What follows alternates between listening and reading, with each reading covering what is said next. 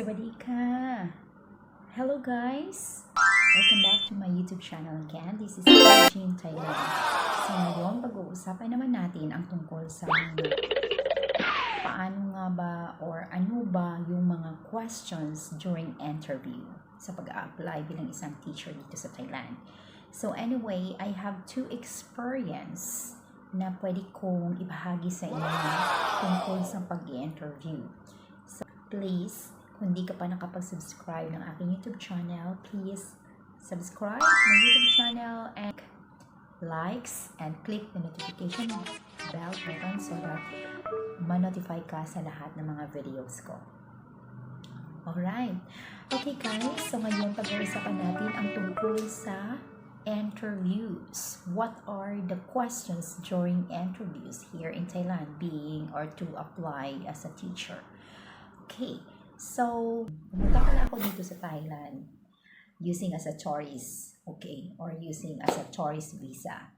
So, nag-walk in ako, nag-hands in ang aking resume at ang aking application letter and some of my documents. So, after that, interview kaagad. Okay, there are following questions that they asked me.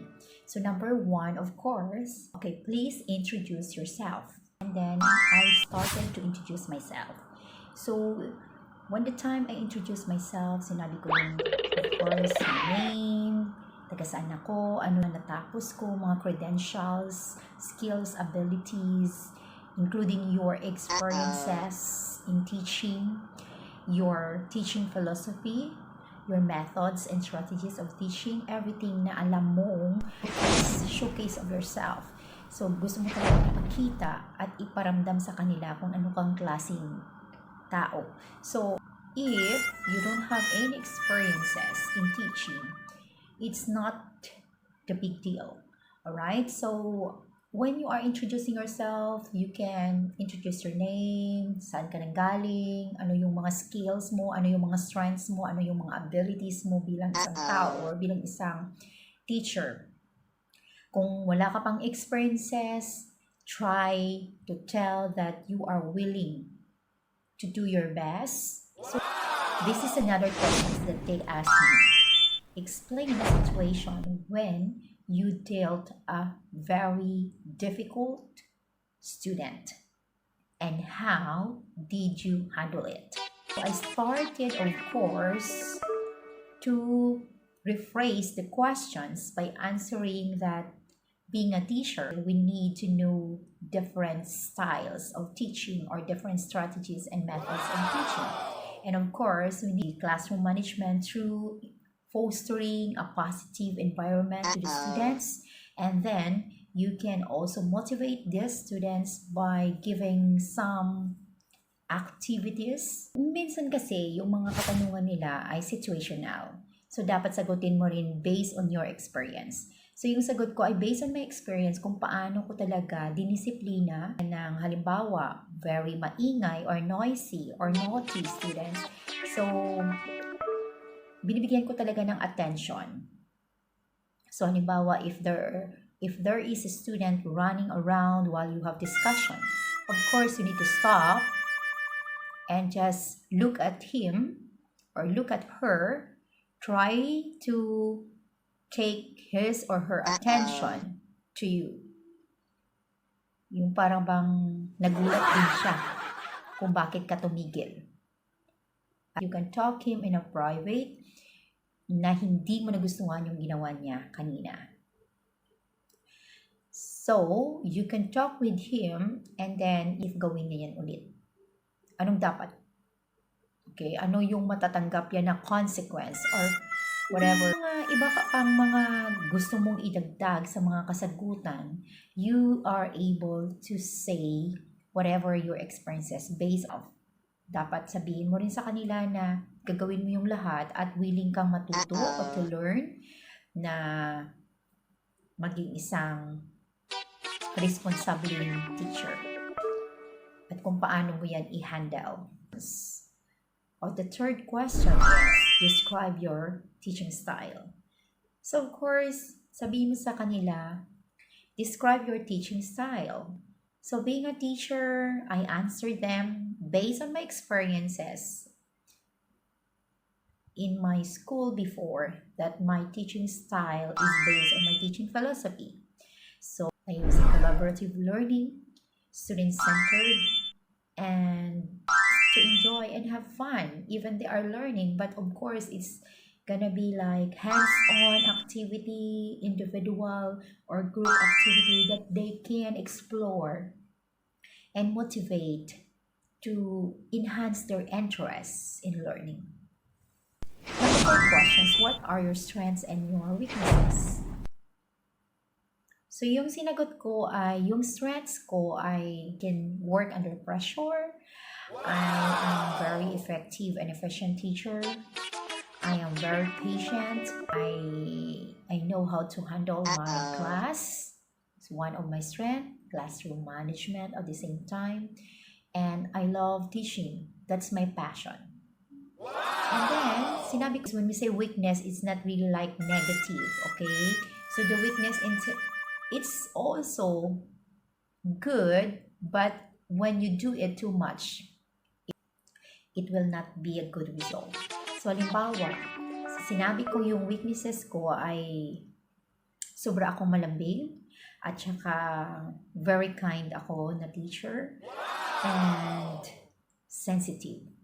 So, in terms of negative in that way, sinabi ko na I tried my best not to be too much affected when my students being punished or having like a consequences.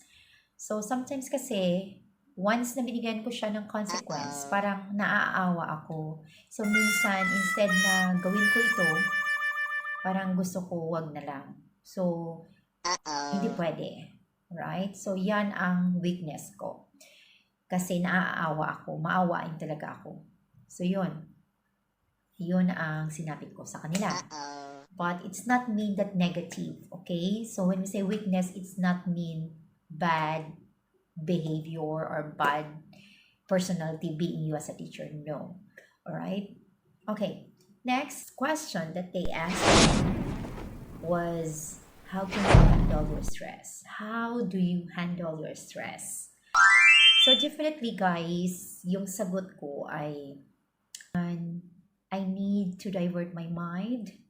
Let's say listening music, watching funny movies, or go to the park, just relax, divert your mind and talk with your friends. Tell your friends about your stress so that it can be like someone will give you some advice or you can sort some advices. Na sobrang stress talaga ako, ay gusto kong mahiga.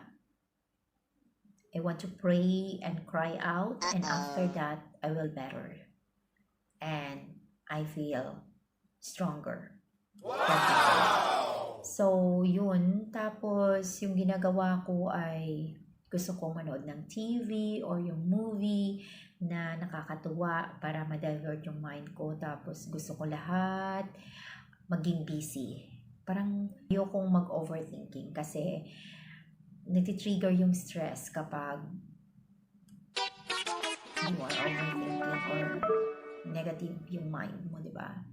So yan, gusto kong umalis, gusto kong pumunta sa mga malls or like dance, exercise can help you also to handle your stress.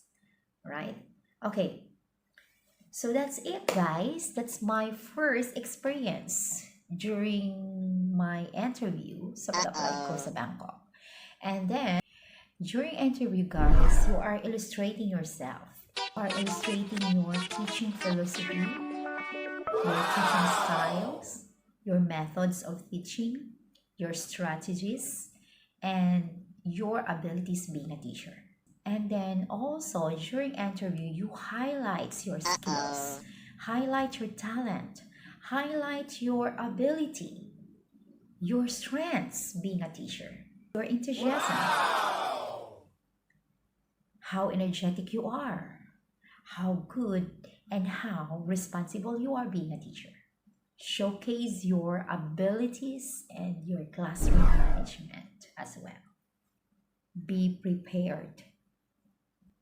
5 days before your interview, need yourself to be prepared mentally, physically, and of course, knowledgeable enough about the interviews or about the questions. How can you do that? Jot down or list down all the questions, the possible questions that you can hear during interviews, and then write all the possible answers. So there's a lot of possible questions and answers that we can see or we can search and ask God. If it is the will of God for you, nothing is impossible. The important is do your part. Then, have some questions, just leave your comments down below. Okay? So, hope you enjoy this video. Hope this video helps you a lot. So guys, thank you so much and may God bless you. Bye-bye. สวัสดีค่ะขอบคุณค่ะ